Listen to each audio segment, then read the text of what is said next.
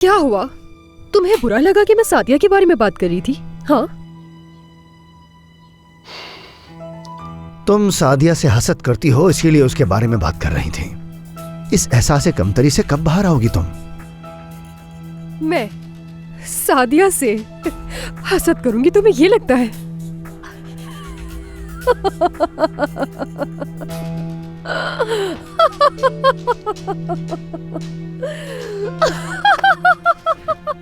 फारूक, ये हसद तो तुम्हें होना चाहिए।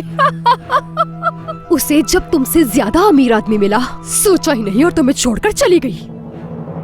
फजूल बकवास मत करो ज़हरा। तुम हमेशा से ही सादिया की खूबसूरती से जलती रही हो। तुम और तुम्हारे पूरे खानदान वाले सादिया से हार गए थे। तुम्हारे बाप ने तुम्हें छोड़ा और उसकी माँ के साथ चला गया। मैंने शादी तो तुमसे जरूर की, मगर मोहब्बत उससे करता था।